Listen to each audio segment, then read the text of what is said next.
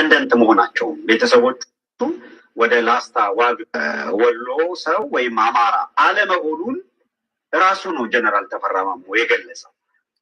በአስረጅን የጠቀሰው በእናቱም በአባቱም በተለይ ከወሎ ላስታ እንዳልሆነ ይገልጻል። ሲያስረዳ ምን ብሎ ነው የሚያስረዳው? ጀነራል ተፈራ ማሞ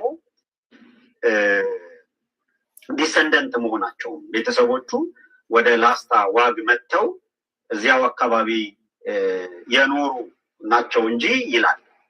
የእናቱን ሀረግ ሲጠቅስ እናቱ ከጎጃም አካባቢ የመጣች ስለመሆኑ ወደ ላስታ የእናቱ እናት ቤተሰቦች ማለት ነው። የእናቱ አባት ቤተሰቦች ደግሞ ከደብረ ታቦር ጎንደር አካባቢ የመጡ መሆናቸውን ይገልጽና የአባቱ የዘር ሀረግ ደግሞ ከትግራይ እንደርታ የመጡ ናቸው ይላል። ይሄ የተፈራ ማሞ መጽሐፍ ነው። ያው ማንበብ ትችላላችሁ። ገጽ 47 ላይ መጽሐፉ እጃችሁ ላይ ያለ ግቡና አንብቡት። እንዲህ ይላል ጀነራል ተፈራ ማሞ። ይህም የቅርብ የዘር ሀረግ ቆጠራ ነው። ወደ ላይ ወደ ቀድመ አያቶቼ ዘር ስቆጥር ይላል ከአባቶቼ ወገን የእንዳዋ ዘር ብርኮ ገብርኤል ላይ ተንሰራፍቶ የሚኖር አለ።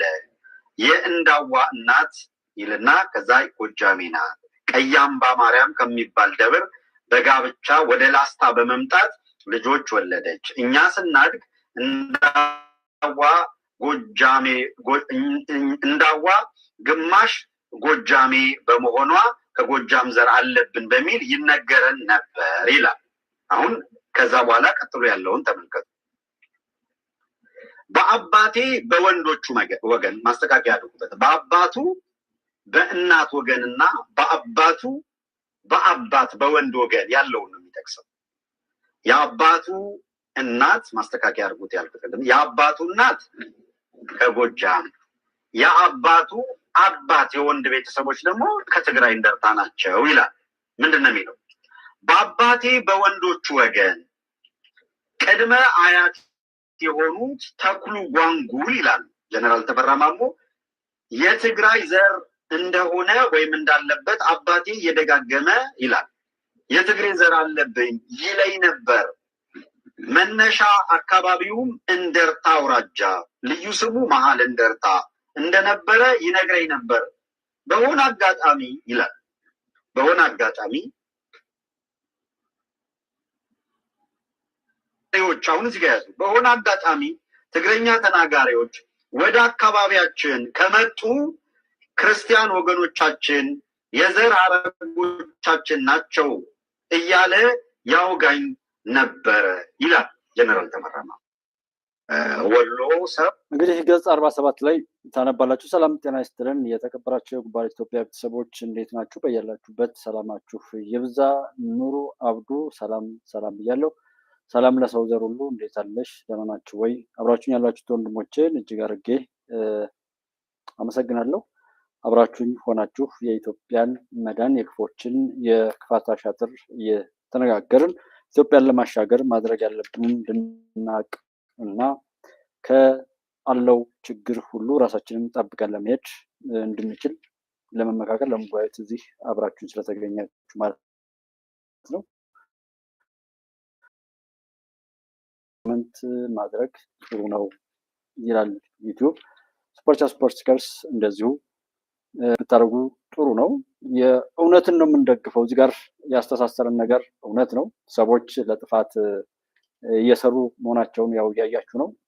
ጥምዶ ለጥፋት ብለው ለጥፋት ተሰብስበው መዋላቸውን ሁሉ እያያችሁ ማለት ነው። አማሊያስ ሰላም ብያለሁ፣ አብራችሁኝ ያላችሁ በሙሉ። ስለዚህ ዘር ቆጠራ ውስጥ ባንገባ ኢትዮጵያዊነት እስከ ጠላት የምናደርገው ጥረት ጠላቶቻችን ይጠቅም ይሆናል እንጂ እኛን ስለማይጠቅም እሱን እንደው ብንተወው ይሻል ነበር እና አሁን ይሄ ዘር ቆጠራውም አይጠቅምም። ምንድነው የተሰጠን ነገር ወር የተፈቀደልን ነገር በዛ አግባብ ኖረን መጥቀምና መጠቃቀም ሲገባን ባልተፈቀደ ነገር ላይ ሄደን ለጥፋት መጣደፉ አግባብ አይደለምና ማለት ነው። ዛሬ ላይ ጥምዶ ለጥፋት ከግብጽ ተነስቶ ማለት ነው እንግዲህ ከሻዕቢያ በህወሓት አፋብን ፋኖ እና ሸኔ ላይ መሆኑን እናያለን። ይሄ የሚጠበቅ ነው። የአንድ ክንድ ብዙ ጣቶች እያን በተደጋጋሚ ያወራናቸው ሆነው በኋላ ላይም አብረን ሆን እየተባለ ያለበትን ከዛም በሱዳን በኩል ላይ ትናንትና ጥምዶን ሻቢያ ቡችሎች እዛ ላይ ሲሰሩ የዋሉትን ነገር አይተናል። ከእሱ አንጻር ካማሽ ምናምን የሚባል ነው እንደዚህ ከተማ ላይ ወደ ቤንሻንጉል ጉሙዝ አካባቢ ላይ ወይም ወደ ህዳሴው ግድብ በተጠጋ መልኩ ጦርነት አስጀምሯል፣ እንደዚህ ሆኗል የሚል ነው። እንደ ጉባለች ኢትዮጵያ እኛ በኤርትራ በኩልም ጦርነት የለም፣ በሁሉም ቦታ ጦርነት የለም። ጦርነት ቢሞክሩም በሱዳን በኩል ነው። እሱም ግን አይሳካም። የኢትዮጵያ እናት አባቶች አሉን፣ አይዟችሁ ብለናል። ያ ነው የሚሆነው። እሱ ምንም ማሳሰብም አያስፈልግም። አታስቡ። የኢትዮጵያን ጠላቶች ያሉበት እንቀብራለን። መልካም ሰዎች ብቻ መልካም እንሁን ነው። ወደ ትክክለኛው መስመራቸው እየገቡ ያሉበት ነገር ነው። የማይሞከር ነገር የለም። ግን ኢትዮጵያ ታሸንፋለች ነው እንጂ ምንም ነገር አይሞከርም፣ ምንም ነገር አይወራጩም ነው ወይ? ከሀ እስከ ፐ ባለ በሌላ አቅሙ የኢትዮጵያ ጠላቶች ሁሉ በቻሉት አቅም ለጥፋት ተባብረው ይሰራሉ። ያ ዘመን ደግሞ አሁን ነው። ፖለቲካ ፓርቲ ማንኛውም ሰው ማለት ነው እና እሱን ተጠባቂ ማድረግ ይኖርብናል ማለት ነው። ይህንን ደግሞ አንቀበልም ብለን አቋም ያለ አዲስ አበባ ላይ የተነሳው ውዝግብ በልዩ ጥቅም ምክንያት አይደለም፣ በባለቤትነት ምክንያት ነው። አዲስ አበባ የኔ ነው የሚል ጽንፈኛ ኃይል ተፈጠረ። ይህንን ደግሞ አንቀበልም ብለን አቋም የያዝነው እኛ ነን። አዲስ አበባ የአዲስ አበባዎች የኢትዮጵያ ሕዝቦች እና የሀገሪቱ ዋና ከተማና መናገሻ እንዲሁም የአፍሪካ መዲና ናት። በሕገቱ መሰረት ኦሮሚያ ልዩ ጥቅም አለው ነው። ይህን በሕገ መንግስቱ ላይ የሰፈረው ነው። የጨመርነው የለም፣ የቀነስነው የለም። ልዩ ጥቅም ማለት ምንድን ነው የሚለው ዲፋይን አልተደረገም። ሰው እንደፈለገ እንዲተረጉሙ ያስገድረው እሱ። አዲስ አበባ ዙሪያው ሪሶርስ ይጠቀማል። ውሃን እንውሰድ።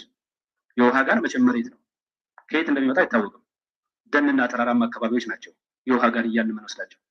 አዲስ አበባ እንዲህ አይነት ሪሶርሶችን መጠቀሙ አይቀርም። ስለዚህ ውሃ ይለማል። ከሚለማው ውሃ የዙሪያው የኦሮሞ አርሶ አደሮች እንዲጠቀሙ ቢደረግ ምን ነውራል? ይህም ልዩ ጥቅም ነው። ምክንያቱም አማራ ክልል እዚህ ዙሪያ ከሚወጣው ውሃ ሊጠቀም አይችልም። ይህን የመሰሉ ትንንሽ ጥቅሞች ናቸው ልዩ ጥቅም ማለት። ይህ እንዴት ትልቅ የፖለቲካ አጀንዳ ሆኖ አንደኛን ማጥላላት የፈለገ ሰው መዝዞ ስለለጠፈው እናጓጉነዋለን። እንደ ኳስ ጠበጠብ ነው ከልኩ በላይ እኛን ለማፍረስ የተሰራ ነው። መረጃ ይሄ ነው። በአጠቃላይ አዲስ አበባ ላይ የተነሳው ይሄ አሁንም በንሰሞን አንዳንድ ሰዎች የሚያወሩት አለ። እንዳልኳችሁ ባለ በሌላ አቅማቸው ካርድ ጨርሰዋል። የኢትዮጵያ ጠላቶች በዛም ይሁን በዚህ የሚደናገረው ሰው ነው የሚገርመኝ። ጤነኝነት ሁሉ አይደለም ብዬ የምለውም ካርዱ አልቋል። እንደ ብሔር፣ እንደ ሃይማኖት ተገደልክ፣ ተፈናቀልክ ተብሎ በሁሉም ነገር ሞክረው፣ በሁሉም ነገር አጥፍተውን፣ በሁሉም ነገር አክስረውን የቻሉትን ሁሉ ነገር አድርገዋል። ተቋማት ህዝብን እንዲያጎሳቁሉ ለምሳሌ በአማራ ክልል አብቅተ የሚባል ደደቢት፣ በትግራይ በኦሮሚያ ክልል የኦሮሚያ ምናምን ብድርና ቁጠባ አሁን ስንቄ ባንክ የሆነው በአማራ ክልል ጸደይ ባንክ የሆነው ስትራቴጂክ ሰዎችን በብዙ መልኩ ብዙ ነገር ያደረጉ ነበር። በደቡብም እንደዚሁ የቁጠባ ምናምን እየተባሉ ስትራቴጂክ ሆነው ገበሬዎች ይበደራሉ፣ ወደ ውስጥ ይገባሉ። ከሚኖሩበት ማህበረሰብ ባፈነገጠ ነው ስኬታማ እንዲሆኑ አይመከሩም። የሚከታተላቸው የባንክ ወሩ ይሄ ባለሙያ ክትትል የለም። ግን ቤታቸው ጣራው ተገንጥሎ ይሸጥ ነበር በአደባባይ እና የጎጃም የደጀን አካባቢ የኤዲስ ብር ከያዘ የማይለቅ ካላጠፋ የማይተው ተብሎ የኤዲስ ብር ይባላል በእኛ አካባቢ። ያ ሁሉ ሆነ። የመስቀል አደባባይ፣ ኢድ አደባባይ ተባለ። የአዲስ አበባ ፖለቲካ ፊንፊኔ፣ ኬኛ፣ በርበራ ምናምን፣ የምኒልክ ፖለቲካ፣ የባንዲራ ፖለቲካ፣ ሁሉ ነገር ያለቀ ነው ሄደው። ዛሬ ሰው ሲደነግጥ ይገርም። ባንኩንም ታንኩንም ያለው 3 ጊዜ ወረራ። እኔ የሸቴ ሞገስን በዛን ወቅት ላይ ብዙ ሰው ተንጫጭቶ ወስዳ ነበር። የሸቴ ሞገስ ወኔ ያንን የሚደግም አማራ ክልል ላይ በፋኖ ውስጥ ተጠቅልሎ የመጣው ጃዊሳን ምን ጠላው ዘሩ ይጥፋ ብለን በዛ ጉዳይ ላይ የተሳተፉ ሰዎችን ሁሉ የተለያዩ ቦታዎች አሁን ላይ በደንብ ያው በሚዲያ ላይ ብዙ ባናወራው ጥቁር ክላሽ ለመውሰድ ተብሎ መከላከያን ከጀርባ ይመቱ የነበሩ እዙ ሰንሰለቱ ኮማንድ ሲስተሙ ሲበጣጠስ እሱን መልሰው ለማደራጀት በሚሄዱበት ሰዓት ከኋላ እየተከተሉ የኢትዮጵያን መከላከያ ሰራዊት ጥቁር ክላሽ ለማግኘት ብለው ከጀርባው የገደሉ ሰዎች ያ ጥቁር ክላሽ እየቀመሱት ነው፣ እያጣጣሙት ነው። የኢትዮጵያን ልጅ እንደዛ ስላደረጉ ማለት ነው። የዘራነውን ነው እያጨን ያለ ነው። በአብዛኛው በብዙ አካባቢዎች ላይ እርስ በርሱ መቃቃር፣ መጎሻሸም፣ መመቃቀን፣ አንዱን ጠልፎ ለመጣል የሚደረገው ጥረት በዛ ስሜት ውስጥ የተቀረጹ ሰዎች በፍክክር ምናምን ነገር እንደዚህ ነው። ዶክተር አምባቸው አሁን የሚናገረው ምንድነው ችግሩ ታዲያ? አዲስ አበባ ላይ ልዩ ተጠቃሚ ቢሆን የኦሮሚያ ክልል ምንድነው ችግሩ? እንዲህ አይነት እሳቤ ሰላም እንዲመጣ ሰዎች አብረው እንዲኖሩ አይደለም አጠቃላይ ያለው የፖለቲካ አዙሪት እኛ ሀገር ውስጥ የነበረው እየተፈታ ሄዶ አሰብ ላይ ከደረሰ በኋላ አሁን አንዴ ሙስጦፌ ጋር ሶማሌ ክልል ጅጅጋ ለማስገባት የሚሞከር ወሬ አለ። ይሄ የሚያደናግረው ሰውም አይደል ነው። ምን ብላችሁ ትሉታላችሁ? በዘመነ ኤአይ ቆርጦ ቀጥሎች ያወሩት ሰዎች አልተቀየሩ፣ ያወሩበት መካኒዝም አልተቀየረ። ከነዛ ሰዎች ላይ ምንም አይነት እውነት ቢገኝ የእግዚአብሔር ቃል ያለ ቃል እንኳን በነዛ ሰዎች ቢነገር ኦኬ ውሸት ነው ይባላል እንጂ እነዛ ሰዎች ያወሩት ነገር የሚያደናግረው ሰው እኮ ከነዛ ሰዎች የባሰ ነው ለኔ። እና ሙስጦፌ ድጻል ምናምን ብሎ ብዙ በየሚዲያው ያለው ገዳዩና ፋቂ የተሰራ ነገር ማድረግ አይፈልግም። አሁንም ያንን እስኪ ሞክር እስኪና ማለት ይቻል ነበር። ግን ዶክተር አምባቸው ተገደለ። ዶክተር አምባቸው ብሎ የሚያወራ አንድ የፋኖ እና ከፋኖ ጋር የተያያዘ ሰው የለም። ለምን? በዛ ስም ተሰብስቦ የመጣ ሁሉ መጀመሪያ አማራ ክልልን ማጥፋት ከዛም ቀጥሎ ኢትዮጵያን ለማጥፋት በአጥፍቶ ጠፊነት የተቀጠረ የግብዞች ስብስብ እንጂ እንደ ሰው የሚቆጠሩና በሰው ተርታ የሚሰለፉ ሰዎች ስላልሆኑ ማለት ስለ አምባቸው የሚያወራ በ4.5 እስከ 4.7 ሚሊዮን ተማሪዎች ከትምህርት ቤት ገበታ መውጣታቸው ለ3 ዓመታት መቀጠሉን መንግስት በተደጋጋሚ ገልጿል። ስለዚህ አንድ የሚያወራ የለም። የጋዜጠኞች መብት የሚባል ስለሆኑ ጋዜጠኞች ያወራሉ ይላል። ሰብአዊ መብት የሚባል ሃይማኖት ተቋም ማንም አያወራም። ስለ መምህራን መጨፍጨፍ አያወራም። ስለ ተማሪዎች መጨፍጨፍ አያወራም። ስለ ሴቶች መደፈር አያወራም። ስለ ኢኮኖሚካል መውደም አያወራም። ለምን? አያዋጣውም። ያ ስለዛ ያላወራን ሰው ለሰዎች ያዘነ መስሎ ሲያወራ ሰው ይሰማል። ከዚህ እየወጣ አይደልና አመራሮቹን አጋለው የሆነ ሁሉ ሆኖ አሰብ ላይ ሲደርስ አንዴ ከህዋት ቅሪቶች የጥፋት ቅሪቶች ጋር ጥምዶ ፈጠሩ። ግም ለግም ነው። ያው መደመር የሚለው ለልማት ሲሆን ጥምዶ ደግሞ ለጥፋት ነው። ጥምዶ ለጥፋት ከሰሜን ሲቀዳ መደመር ለልማት ደግሞ ከበሻሻ ከጅማ ተቀዳ ማለት ነው። ባጭሩ ሌባ ለሌባ ግም ለግም የበይነ መረብ ጥሪ አድርጎ ነውረኛ ለነውረኛ የጥፋት እቅዳቸውን በዛ ሲያወሩ ይሄ ሐላል ነው፣ ህጋዊ ነው። አይ ሰብሰብ ብለን ገንዘባችንን ዕውቀታችንን ሰብሰብ አድርገን ሀገር ካልሰራን እንደ ሀገር ካልቆምን ወደፊት የምንሄድበት ዓለም ሊያኖረን አይችልም። በምግብ ራሳችንን መቻል አለብን። የበጋ ስንዴ ኦር የምን ብቻ ምግብ የምግብ ሉዓላዊነትን ኦር ሶቨርኒቲ እዚህ ጋር ማረጋገጥ አለብን። ይሄንን የሚሳደብ ዛፍነት ጋር ሲባል 666 ነው ብሎ የሚቃይ ሰው ያንን ሰው በወቅቱ በእብደቱ ቢከተለው ዛሬም ድረስ እንደዛ እየተከተለ ሄዶ አሁን ከሱዳን ጋር ጥምዶን እዛ አደረግን፣ በዛ መጣን፣ በዚህ መጣን እየተባለ እዛው አዳ ደርሷል ነው ዋናው። አሁን እዚህ አዲስ አበባ ላይ የነበረው የዶክተር አምባቸው ንግግር ያየንበት ወዴት ሄዷል? አሰብ ላይ ደርሷል። አሰብ ላይ የደረሰው ነገር አንዴ ሱዳን፣ አንዴ ወደ ሶማሌ ክልል እና ወደ ቤንሻንጉል ጉሙዝ የመውሰድ አይነት መንገጫገጭ ያለው መሀል ያለው የጥፋት እጅ እየተቆረጠ መሄዱን እንዲታወቅ ነው። የህዋት ቅሪቶች ተማሪዎችን፣ መምህራንን ሰልፍ አደረጉ እና የኢትዮጵያ መንግስት እንደዛ አደረጉ ይልና በዚህኛው እዛው ዜና ላይ መገንጠል አለብን ብለው አሉ። ትናንት ደግሞ አንድ ምሁር የሚባሉ ሰው ደግሞ ገንዘብ አሳትመን እንውጣ ብለው አሉ እያሉ የሚቃዩ ሰዎች አሉ። ምንም ማድረግ ትችላላችሁ እንደ ጉባኤ ኢትዮጵያ በክፋት ላይ በጥፋት ላይ በማስፈራራት ላይ የሄዳችሁ ኢትዮጵያን እንድናረጋለን እያላችሁ የምትሉ ሰዎች የፈለጋችሁትን ማድረግ ትችላለን፣ ሞክሩ።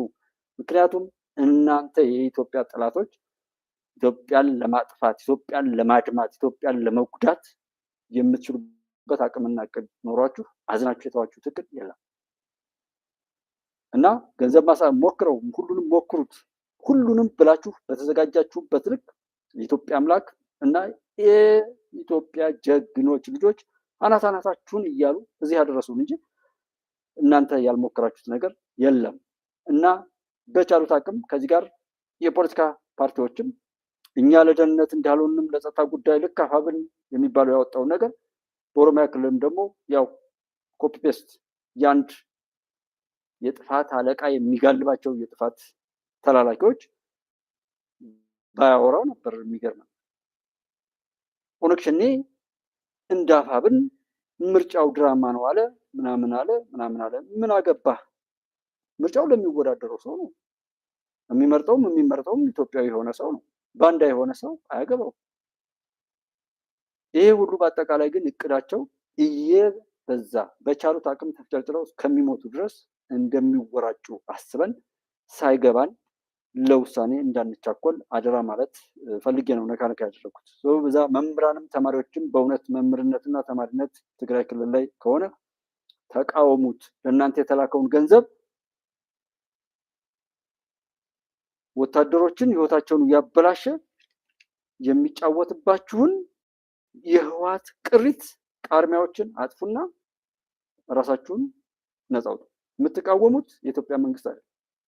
ኢትዮጵያ እናደማለን ብላችሁ ስለ ኢትዮጵያዊነት አንድም ቀን የማታወሩ፣ ኢትዮጵያን ለመውቀስ፣ ኢትዮጵያን ለማጥፋት፣ ኢትዮጵያዊነትን የሆነ ነገር ለማድረግ የምታወሩ፣ ባንዲራዋን እንኳን የማትይዙ ለኢትዮጵያ ጠላት ሆናችሁ በዛ ልክ እዛ ጋር ስትሄዱ ጠይቁት ያሰለፋችሁን ሰው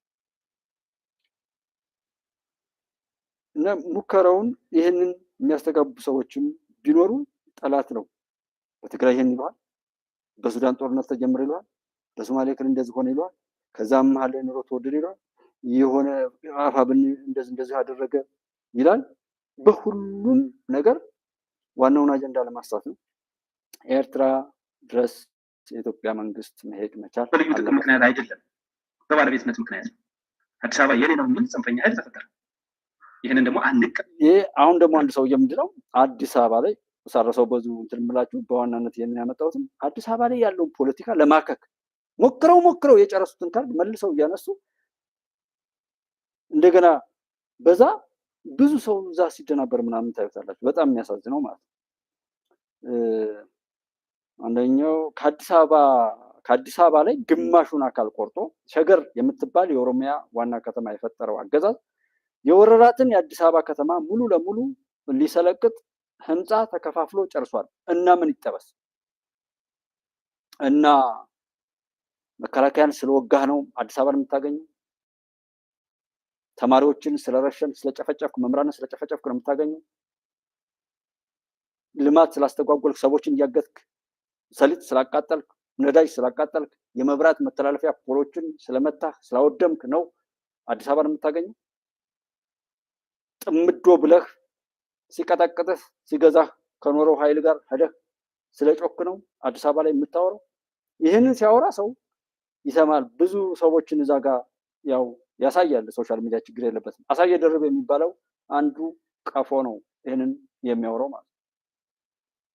አንዱ ቀፎ ግን ብዙ ሰዎችን የሚመራው እና ግማሹንም አይደለም ሙሉንም ይወሰደው ሀብት ያለው ይወስዳል። ይሄ ማንም እንደምንም ቢያስብብኝ ሆን ብዬ ነው የምናገረው። እኛ ሀገር ላይ ያለብን ችግር የኢኮኖሚ ድህነት ነው። ድህነት ሀብት ካለን አሜሪካ ይኸው ትራምፕ ይቀበለናል። ሀብት ከያዛችሁ የትም ሀገር ትሄዳላችሁ። ስለዚህ ወደዛ ነገር ይሄ ሰው በችግር ተረግዞ በችግር ተወልዶ በችግር ያደገና በችግር የኖረ የሱን ችግር እያራገፈ ወደ ሌሎች እየወሰደ የሱን ችግር ለመፍታት ሲል የሱን ችጋር ለሌሎች እያወረሰ የኖረ አንዱ ቀፎ ነው። አሳየ ደርበ የሚባለው ይሄ ልጅ ማለት ነው። እድሜ ልኩን አንድ ቀን ሰው ሲያድን አታዩትም? መልካም ንግግር የለውም። እና አዲስ አበባ እንደዚህ ምናምን ብሎ ሲል ልክ ባለፈው መሳይ የሆነ ነገር የሚያወሩ ናቸው። እነዚህ ሰዎችን ሰው ይከተላል። ሲከተል እያወቀ መከተል። እድሜ ልኩን ሰይጣናዊ ማንነትን ገንብቶ ሲያወራና ሲኖር የነበረ ሰው ለመፍትሄ አጋር ሆኖ አይመጣም። ግን እነዚህ ሰዎች ተመልሰው እዚህ ጋር አዲስ አበባ ፖለቲካ ላይ እንደገና መጮህ ከጀመሩ ኢትዮጵያ የተሞከረውን ነገር ሁሉ አክሽፋ ተሻግራለች። ጉዳዩ የአሰብን ጉዞ ወደ መሀል ለመመለስ የሚደረግ ነው። ወደ አሰብ ጉዞው በፍጥነት መሆን መቻል አለበት። የመጨረሻው አይ ቲንክ በጣም እየተቃረበ ይመስለኛል። የመጨረሻው በዛም ይባል በዚህ ኢትዮጵያ ምንም ቢባል አደንግጡ፣ ድሉ የኛ ስለሆነ ሙከራ በደንብ ነው የሚሞክሩት። እንዳልኳችሁ ነው።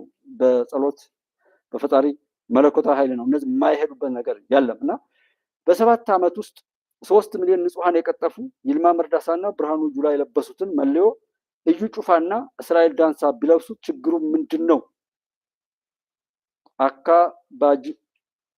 አካባጁላ ይላል። ይህንን እንደ ሚሊተሪ እኔ በዝርዝር እንደዚህ ነው ብዬ ባልልም የመከላከያን ክብር ማስከበር ያለበት መከላከያ፣ የፖሊስን ልብስ ማስከበር ያለበት ፖሊስ ነው። የሃይማኖት አባቶች የሃይማኖትን ልዩ የክብር ልብሶች ራሱን የሆነ የፍርድ ቤት ያለባበስ ስርዓቶች አሉ። እነዚያን ልብሶችን ማክበር ማስከበር የተቋማቱን ሰው አሁን መከላከያ የሆነ ነገር እስካላላ ድረስ አንዳንድ ቦታ ላይ እንደዚህና እንደዚህ ይባላል።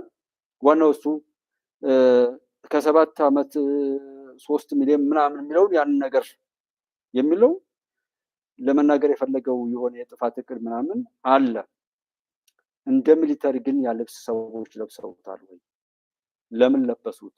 ይሄን ማስከበር ለምን መከላከያ ተሳነው? ሊመስል የሚችል ነገር እንኳን አይደንቲፋይ ተደርጎ የመከላከያ ልብስ ካልተገለጠ ለህዝብ ካልታወቀ ህዝብን ለማደናገር እና ለሌላ ማጭበርበር ሲዳረግ ቆይቷል። ፌዴራል ፖሊስ የሚመስል የመከላከያ ዛሬም በፋኖ እና በሸኔ ላይ ያላየውም፣ ግን በፋኖ እና በህዋት ላይ ብዙ ሰዎችን ማረክን ብለው የሚያሳዩቸው ሰዎች ልብሱን የመከላከያን አድርገው አጋጣሚ አለባበሱና ከታች ሸበጥ ጫማ ስለሚለብሱ በዛ ለሚያስታውሱ አይሸወድም።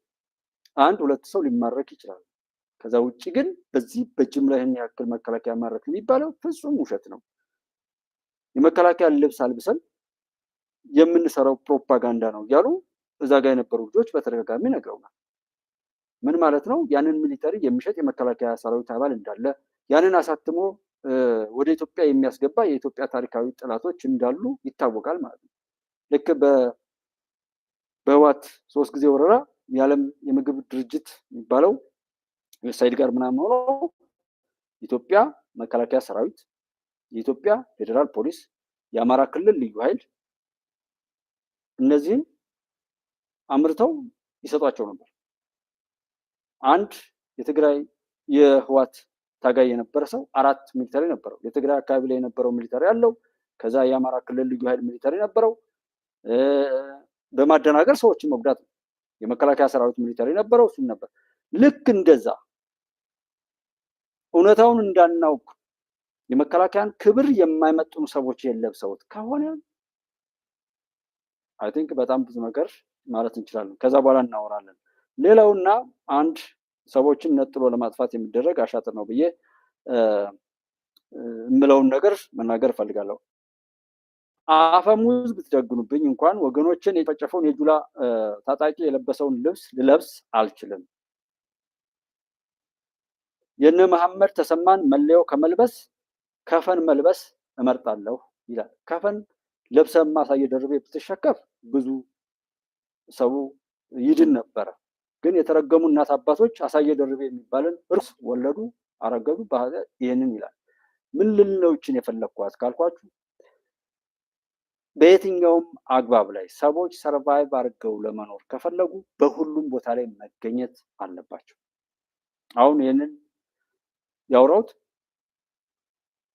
ከሀገርህ ላይ ከነጠለ በሀገርም ማንኛውም ተሳትፎ ላይ ይሄ የትኛውም ቦታ ላይ እንደ ትግራይም እንደ አማራም እንደ አፋን ኦሮሞ ተናጋሪ ላይም ተብሎ የተሰራ ሻጥር ነበር። በአፋን ኦሮሞ ካልሆነ በቀር ግብይት እንዳትገበዩ የሚል ሰዎችን ነጥሎ አጥር ውስጥ ከቶ ራሳቸውን እንዲያጠፉ ለማድረግ የተሰራ ነው። በሀገር ላይ ባለቤቱን በሀገር ላይ ብቻ አይደለም የትኛውም ዓለም ላይ ያላችሁት ወንድሞች ያላችሁበት በፖለቲካውም በቢዝነሱም በማንኛውም ነገር ላይ መሳተፍ አለባችሁ የሚል ነው። ለምን ሰርቫይቭ ለማድረግ ሌላ ጥቃትን ለመከላከል ራስን ለመጠበቅ እንኳን ይሄ ያስፈልጋል። አይ ሚሊተሪ ላይ አትግባ ኦር ይሄንን የታደለ ነው የኢትዮጵያ መከላከያ ሰራዊትን ልብስ የሚለብሰው የታደለ ነው። ለራሱ ሆድና ለራሱ የረከሰ ባንዳነት ሲል ሌሎችን እየገደለና እያገዳደለ በሚኖርበት ዓለም ላይ ሰዎች ለማዳን ሲል አደራ ተቀብሎ የኢትዮጵያ መከላከያ ሰራዊት ሆኖ መመልመል ያንን ሚሊተሪ መልበስ ልዩ እድል ነው፣ ልዩ አቅም ነው። ይሄን ከታደልሽ ብቻ የምታገኘው ነው። አሳየ ደርቤ ይሄን ነግሮ ይሄን ሰምተህ ከቀረህ እንዳንተ የሞተ የለም። አባትህን አግተህ ገንዘብ የምትቀበል ያው ውጤቱን አብረህ የምታይ ይሆናል። በሁሉም ነገር ላይ ራስን አስረህ ራስን ጉሮሮን ዘግተህ እንድትገል እየነገረ ነው። ለተመረጡት ፈጣሪ ለፈቀደላቸው ግን የኢትዮጵያ መከላከያ ሰራዊትን ልብስ መልበስ ይችላሉ እግዚአብሔር ከፈቀደላችሁና አሳየ ጋዝ ጋር ብዙ ሰዎች እዛ ጋር እንትን ስለሚሉና እናያቸዋለን፣ እንሰማቸዋለን። በዚህ ንግግር ውስጥ የሚታየውን የሚጠቅም ነገር ነው የምናወራው እንጂ ከሌ ስለተናገረው አይደለም። ክብራችሁን ጠብቃችሁ አቅማችሁን በምትችሉት አጋጣሚ ሁሉ ማሳየት መቻል እንጂ እከሌ ስለለበሰው የከሌ ሰራዊት እዛው ተደጋጋሚ ጩኸት ውስጥ እነዛ በተላላኪነት ተቀጥረው የኖሩ ሰዎች ያወሩትን ሰምተህ እዛው ራስን አጥረህ ብትገል ወርደሃል፣ ተዋርደሃል፣ ሞተሃል፣ ጠፍተሃል። እግዚአብሔር ከፈቀደላችሁና እድለኞች ከሆናችሁ ግን በሁሉም ነገር ላይ በእውቀት፣ በአመለካከት፣ በኢኮኖሚ፣ በዲፕሎማሲ በብዙ መልኩ አይደለ አገር የሚገነባው ድል የሚመጣው። በገዳይነት በደንብ ለመገደል ብቻ ሊሆን ይችላል። ዛሬ ብትገል ነገ እንደምትገደል በደንብ ማወቅ ነው። የት ሀገር ነው ሚዲያ የሌለው የገንዘብ ምንጭ የሌለው እርሻ የሚጠላ ስንዴ ራስን ዛፍ መትከልን የሚጠላ ጽዳትን የሚጠላ እድገትን የሚጠላ ዲፕሎማሲያዊ ግንኙነቶችን የሚጠላ ሁሉን ነገር የሚጠላ ታጋይ የት ሀገር ነው ያለው? ራሱን ለማጥፋት ገመድ ጉሮሮ ላይ አድርጎ የሚወራጭ እብዶች ነው የምትመስሉኝ። እኔ ሻዕቢያም ወያኔም ፋኖሽ የምትባሉትም ልክ አንገታቸው ጋር ገመድ አንቀው ራሳቸውን ለመግደል የሚወራጩ አይነት እብዶች ነው እንጂ የሚመስሉኝ ጤነኞች ተምር። ይሄን ያልኩት ከቻልክ እድል ካለ ግባ፣ ሁሉን ወቅ። ከዛ ውጪ ጠይቁት ስዩም መስፍን ከውሻ ጋር አጥንት የወደቀ አጥንት እየተሻማ ይግጥ የነበረው በሁሉም ቦታ ላይ ለመገኘት ነው። ስለዚህ አሳየ ሰምተናል። አንተን የሚከተሉም ካሉ እዛው እንጦሮጦስ መግባት ትችላለህ፣ ምንም አታመጡም ለማለት ነው ይሄንን ያመጣሁትና የትም እናያቸዋለን፣ ሰማቸዋለን። ዝም ብሎ የምናወራው ነገርም የትም አደርሱ እያልን የምንለው በደንብ የትም እንደማደርሱ አውቀን እንጂ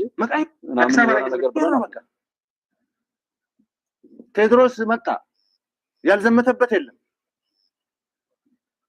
ዘመነ መሳፍንት ብለን ስንት መቶ ዓመት ነው በጨለማ ስንዋጋ ይኖር። ሁሉ ጊዜ ጦርነት ነው። ኧረ ይብቃ። እኔ ወታደር ነኝ፣ የሰራዊት አዛዥ ነኝ። ጦርነት አልፈልግም በፍጹም። ይሄንን እንዲህ ብሎ ሲናገር ፈራ ይሏቸዋል። ጦርነት አይጠቅምም ማለት አይቼዋለሁ ጉዳት እንጂ ጥቅም የለውም ማለት እንጂ መፍራት አይደለም። ያለው የፖለቲካ ዓለም ምንድነው? አሁን ከትራምፕና ከኢራን ጋር ጨምሮ ያለው ይለይልናል። በቃ የገደለ ኦር ያሸነፈ የሚቀጥል እንጂ ገላጋይ የለም። አሁን እኛ ሀገርም ያለው ከሞተ በኋላ የሚያስብ የሚመስለው አለ። ጥይቱን ወደ ሰው ነው የሚተኩሰው። ጥይቱን ቀምሶ አይደለም የሚገዛው። የያዙትን ጥይት አንዳንድ እግራቸው ላይ እየሞከሩ ቢያሳዩቸው ይገባቸው ነበር። ግን ወደ ሰው ነው የሚተኩሱት፣ ሰው ነው የሚገሉት፣ እነሱ አይሞቱም። ያም መከራና የሚወዱትን ሰው እዛ ጦር ሜዳ ላይ ያጡ ሰዎች ተሞክሯቸው ሲናገሩ የለም ሚሊተሪ ሀብታሙ ይተንትነው፣ ሚሊተሪንማ መሳይ ተንትነው፣ ሚሊተሪንማ የሆነ ቅራቅንቦ በየሰፈሩ የተወሸቀ አንበጣ አፉ ሲለፈልፍ የሚሉ ወሬኛ ይተንትነው፣ ያየሰው ሽመልስ ይተንትነው ብሎ ከባለሙያው እውቀቱን የማይቀበል በዚህ ልክ መያዣ መጨበጫ የሌለው ትውልድ ይፈለፈላል ብላችሁ እንደው ሰው አትሉት፣ በሰው ዋጋ አታገኙ። ሰይጣን አትሉት፣ ከሰይጣን ሰልፍ አታገኙ። በሁሉም ሰልፍ ያጣ ትውልድ እኔ አይቻልም። ፊልድ ማርሻሉ የተናገሩትን መስማት እንዴት ያቅታል? ከሰማ በኋላ ሰው ቢናገር እኮ ደጋግሞ ይሄ ያልገባው እንዳይገባው ራሱን አፍኖ ራሱን አግቶ ራሱን ባዶ ቤት ውስጥ ዘግቶ ራሱን በምቀኝነት አጥር ውስጥ ገብቶ ለማጥፋት የሚሽቀዳደም ትውልድን ታያላችሁ። ከቦታው ስለ አብይ ዶክተር አብይ ሲናገር አይሰማም። ስለ አብይ የአብይን የሚጠሉ ጠማማዎች ያወሩትን ነው ከራሱ ጠማማነት ጋር አገጣጥሞ የሚሰማው። ይሄ ትልቅ በሽታ ነው። ትልቅ በሽታ ራሳችሁን እያጠፋችሁ ብትሄዱበት እንጂ ለኢትዮጵያም ሆነ ለመከላከያ ሰራዊት ለጠቅላይ ሚኒስትሩ ወይም ለኢትዮጵያ መንግስት ነቲንግ አቅም ሊሆን ይችላል እንጂ ፈተና አይችልም። አሁን ላይ ያላችሁ የምትንጫጩ የትኛውም ቦታ ላይ ያላችሁ ሰዎች ነው። የትኛውም ቦታ ላይ ከግብጽ ጀምሮ የምትንጫጩ ኃይሎች ነቲንግ መንግስት እስኪቆርጥ ድረስ ነው።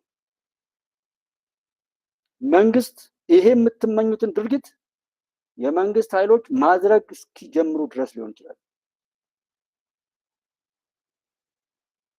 ምክንያቱም ጦርነቱ ውስጥ እኔ ማዛቸው ወታደሮች ይቆስላሉ፣ ይሞታሉ። እንትን ይለኛል ማለት ይሰማኛል። አገሬ ሰላም እንድትሆን ሁሉም ሰርቶ እንዲኖር ነው ፈልገው። በቃ ከመጣ ግን ግድ ነው አገር እንዲፈርስ እኔ ቁጭ ብዬ ማየት አልችልም። ግን መቆም አለበት። ይሄ የደም ነጋዴ ኢትዮጵያ ሕዝብ መቀበል የለበትም፣ መነዳት የለበትም፣ መንጋ መሆን የለበትም። እነሱን ደግሞ የሚያደፋፍረው እሱ ነው፣ እያደፋፈረ ያለው እሱ። ህዝቡ ተከታይ ቢያጡ ይቆማሉ፣ አለቀላቸው። ይህንን ውሰዱት እስኪ።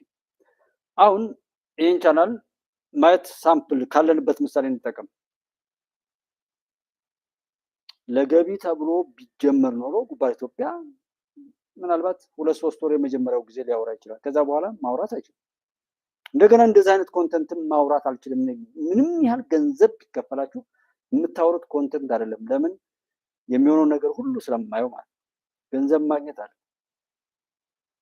ገንዘብ ማግኘቱን ተውትና በየቦታው ላይ የሚያስፈራረውና የሚያቀራረው መብዛቱ፣ ከዛ ሰውም ደግሞ ያንን ሰው ይሄን ስለተናገረ እኮ ነው ምናምን ብሎ አለ ማለት ነው። እነዚህን ሰዎች ቢተው የነሱን መጥፎ ንግግርና ምናምን ሰው ባይሰማው ይከስራሉ። በጀት የሚበንደብላቸው እኛን እንትን ባሉ ነው። ይሄንን ላሳያችሁ እስኪ። ይሄ አሁን ጉባኤ ኢትዮጵያ ላይ ያለ እንትን ነው። ይሄን ሁሉን ነገር ለማሳየት የምፈልገው እውነት መነገር ስላለበት ነው። ይሄንን ውጭ ሀገር ላይ ያላችሁ ወንድሞቼ ይሄ ገንዘብ ታክስ ደግሞ ሲደረግ ምን ሊሆን እንደሚችል ቸክ ማድረግ ነው። ይሄ አሁን 77ቱ የዚህ የማርች ነው። ስለዚህ 139ኙ የባለፈው ነው። ይሄንና መሰል ላይ ነው። በተለያየ ሶሻል ሚዲያ ላይ ገብታችሁ ማየት ትችላላችሁ። ገንዘብ ተገኝቶ በምንም አይነት ገንዘብ ቢሆን እኔ የማወራውን ኮንቴንት ማንም ማውራት አይችልም፣ ሊወራም አይችልም። አውቃለሁ። ፊልድ ማርሻሉ የሚናገሩት ህዝቡ ነው እየተከተለ የሚያደንቀው፣ ከነሱ ግዞት ውስጥ አለመላቀቁ ነው። መልካም ነገር የሰሩ ሰዎችን እኮ እውቅና አያይም። አንድ ሰው ሞተ፣ 10 ሰው ሞተ ብሎ ያውራሽ፣ ተፈናቀለ ብሎም ይጮሃል። ኦኬ ጮህ። 100 ሰዎች ቤት ተሰርቶ ሲሰጣቸው አላወራም። ለምንድን ነው ያላወራው? ያንኛውንም ያውራ ይሄንኛውንም ያውራ። ግን 100 ሰዎች ቤት ተሰርቶ ከወደቁበት ተነስተው ቤት ሲሰጣቸው አላወራም። እግዚአብሔር አልፈቅድላቸው ብሎ እሱ ስለሚያበረታ ስለሚጠብቀን ጀግኖች ስለሰጠን እንጂ እኮ በአክሲደንት ውስጥ ብንገባ ብዙ ችግር ቢፈጠር ብዙ በሳይበር ዋር በአቪዬሽን በተለያዩ ነገሮች ውስጥ ብንገባ እነዚህ ጥንባንሳዎች ከውስጥ ካሉ የፖለቲካ ፓርቲዎች ጀምሮ እንዴት አይነት እልልታ እንዳላቸው ተውት። እስከዛ ድረስ ጉድጓድ ቆፍረው እኛን እየገፉ ለመቅበር ነው የሚሰሩት። ስንሞት ብቻ መቃየር ነው በቃ። ቴዎድሮስ መጣ፣ ያልዘመተበት የለም። ዘመነ ከመጣ ግን ግድ ነው ሀገር እንዲፈርስ እኔ ቁጭ ብዬ ማየት አልችልም። ግን መቆም አለበት። ይሄ የደም ነጋዴ ኢትዮጵያ ሕዝብ መቀበል የለበትም፣ መነዳት የለበትም፣ መንጋ መሆን የለበትም። እነሱን ደግሞ የሚያደፋፍረው እሱ ነው፣ እያደፋፈረ ያለው እሱ ነው። ተከታይ ቢያጡ አለቀላቸው። ጀግና የሚል የሚያዳንቅለት የሚደጉም ስለበዛ ነው። እና ይሄ ሀገር ቢበቃው ጥሩ ነው። ካሁን በኋላ ይሄ ሀገር እንደ ድሮ እየተጋጨው ምን እኔ በላይነት አምጥቼ እቀጥላለሁ የሚል እንትን አይሰራም። ይህንን ለዛ ነው እና እኔ ለቢዝነስ ቢሆን ለቅቄ እሄዳለሁ ወይም ፈጨው ገደለው የሚለው ውስጥ እገባለሁ። ቅድም ያሳየኋችሁ ለዛ ነው። እዚህ ጋር ፊልድ ማርሻሉ የሚናገሩት እሱን ነው። ተከታዩና በእነሱ ወጥመድ የሚኖረው ሰው ቢቆም አርፎ ይቀመጡ ነበር ወይም አቅጣጫ ይቀይሩ ነበር። አብሯቸው የሚያብድ ብዙ እብዳል ያለ ምክንያት ሲሞት ብቻ የሚገባ ነገም ለማልቀስ በእጁ የገባውን ነገር ሁሉ እየበተነ ነገም ተመልሰው ለማልቀስ እንጂ መፍትሄ አዘጋጅቷል። ነገም ለማልቀስ እንደዛ መዘጋጁና እያንዳንዱ ተቋም የተቋሙ መለያ የሆኑትን ነገሮች መከላከል ያለበት ራሱ ተቋሙ ሲሆን የመከላከያ መለያውን ከሙያው ባለቤት ውጭ መልበስ ወንጀል ነው፣ መጠየቅም አለበት። አዋማ ልክ ነው። ቴዎድሮስን ማን ገደለው? ራሱ ህዝቡ። እኔ እዚህ ጉባኤች ላይም በስልክም እንደዚህ ቴዎድሮስን የበላው ጅብ ዶክተር አብይ ላይ ያዣበበ ብዬ በተለይ ኦርቶዶክስ ላይ እንጫጩ የነበሩ ሰዎችን መሰረት ያደረገ ተግሳጽና ያው ሙግት ላይ እሱን ደጋግሜ አውርቼዋለሁ። ካህናት ናቸው ቴዎድሮስን ያስበሉት። አሁን እኮ ሃይማኖት ተደርጓል። መግደል፣ መገዳደል፣ መንገድ መዝጋት፣ ስርዓተ መንግስትን ለማፍረስ መስራት ሃይማኖት ተደርጓል። ይህንን ሞዓ ኦርቶዶክስ የሚል በኦርቶዶክስ እንኳን ሞዓ ኦርቶዶክስ የሚል ከዛ ጎጃም አካባቢ ላይ ቅባትና ተዋህዶ የሚባል አለ። ከዛ ደግሞ ማነው ይሄ ታድሶ የሚባል ደግሞ አለ። እኔ እነዚህ ድረስ አውቃለሁ።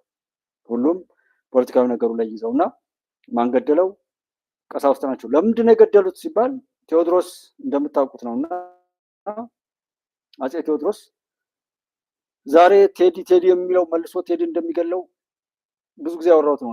ደግሜ አሁን ቴዲ የሚለው ቴዎድሮስን ይገለዋል። ኦርቶዶክስ የሚለው ኢየሱስ ክርስቶስ ቢመጣ ኢየሱስ ክርስቶስን ይሰቅለዋል። አሳምነው የሚሉ ሰዎች አሳምነው ቢመጣ ይገሉታል። መቼም አይመጣ ብለው ነው። በላይ ዘለቀ ያሰቀለውም የጎጃም ሰው ነው። ከተሰቀለ በኋላም የሚፈክረው ያው እንደ ጎጃምም እንደ አማራም ነው። ብቻ ግን የጨነገፈና ሰብዕናው የተበላሸ እንጂ ጤነኛ ሰው በዛ ልክ ሲፈክር አታዩት። እናት አባቱ ላይ የጀግና ልጅ ነኝ ብሎ የሚያወራ ሰው መቼም ሴት ሲደፍር፣ ሰው ሲያግት፣ መንገድ ሲዘጋ፣ ትምህርት ቤት ሲያወድም፣ መምህራንን ሲጨፈጭፍ፣ ተማሪዎችን ሲገል አታዩት።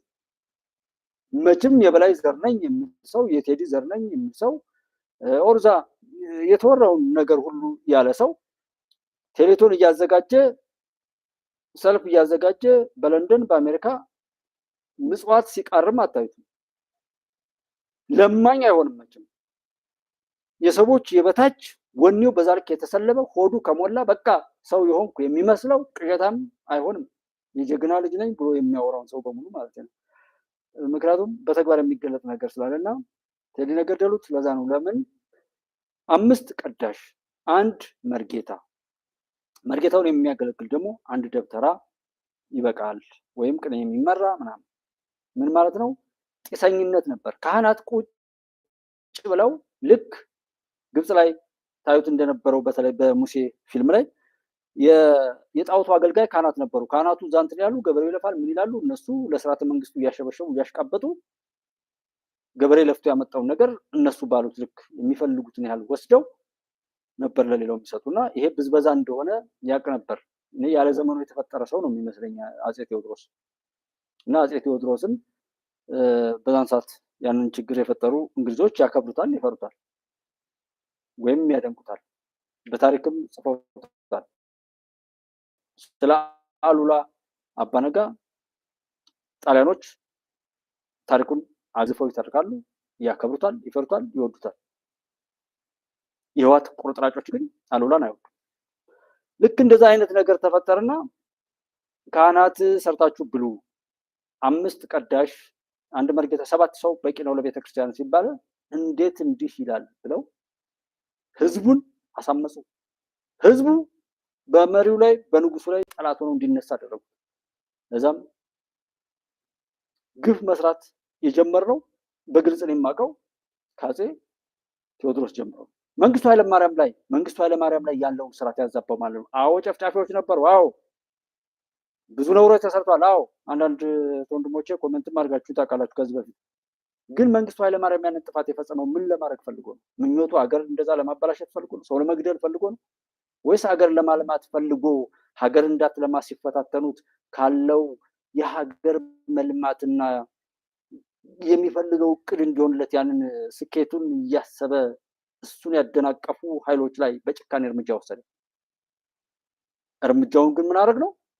ህዝቡ ዋጠው። ጥቂት ካቢኔዎች ወይም ሆዳሞች በፕሮፓጋንዳ የህዝብ ልጅ መሸጥና መግዛት ጀመሩ። በዛ ጊዜ የተፈጠረው ክፍተት አይደለም ዛሬ እንደዚህ ውጥንቅጣችን የሚያስወጣ እና የመንግስቱ ኃይለማርያምን እኔ አደንቀዋለሁ። በቃ ጥፋታል ሞልቷል። በየስርዓተ መንግስቱ ለምንድን ነው የማይታየው? ጥፋት እኮ አለ። ዛሬም እኮ ያለው ለምንድን ነው ያለውን ጥፋት የማናወራው? ለማሻገር ብሎ ሰው ሲሰራ እግር ጎታቾችና ያ በጎ እቅድ እንዳይሳካ ብለው የሚያደርጉትን ድርጊት ካለው ስርዓተ መንግስት ጋር አንቆጥርም ነው። ለምን ይደረጋል? ይታወቃል። እነሱ እየገደሉ አላየኝም እንደ የገደልኩትን ይላሉ። እዚህ ጋር ያለው መንግስት ደግሞ ይሄው ይሄን ሰርቻለሁ ይላል። እነሱ አንድ ቦታ አይሰሩ። አፄ ዮሐንስ እንደ እሱ አይደል ከ200 ምናምን በላይ የሆኑ ትጥቆች ሁሉ ተሰጡት እየመራ አፄ ቴዎድሮስ አለበት ቦታ ድረስ ያመጣቸው አፄ ዮሐንስ ነው ራሱ። ይሄን ታሪክም የኢትዮጵያ ታሪክ እንግዲህ በተዛባ መልኩ እንኳን የነበረው ታሪክ ይሄንን ያወራል። እና ያው የሱ ድርሻም እዛ መተማ ላይ ተጠናቀቀ እንጂ ከዛ ብዙ ጉድ አለ። እንደው ወደዛ ማለርንም እንደው እስኪንማ እናጥራ፣ የሚጠቅመውን እናስቀጥል፣ የሚጎለውን እንሙላ፣ መጥፎውን ነገር እንተው ወደሚለው መድረክ ላይ አልደርሳል እንጂ በዛን ጊዜ የደረሰው የህዝብ ጭፍጨፋ ማት ነው። በስርዓተ መንግስታት ንብረት እስከ ማውደም ቤት እስከ ማቃጠል ድረስ በአፄ ዮሐንስ ጀምሮ በተለይ በጎጃምና በደቡብ ጎንደር አካባቢ ላይ በጣም ብዙ ሰው አልቋል። ብዙ ነገር አለ ማለት ነው። ወደዛ አልገባንም። እሱንም የሚሰማም የለም። ዛሬ ቅንጭብ ውል የለው መነሻው አይታወቅ መዳረሻው አይታወቅ መሀል ላይ አስጨብጦ በ15 ሰከንድ የሆነ ቪዲዮ ወይም ወሬ የሀገሩን ታሪክ ምናምን መነሻና መዳረሻው ላይ ላለው ብሎ የሚል ስላለ ነው እንጂ ልክ ነው። ብዙ ነገር አለብን፣ ግን ያልቆጨንም ዛሬ እንደው በቀላሉ እስኪ እንደው ትናንትና ማን ነው ይሄ ሰለሞን ማን ነበር የሚባለው?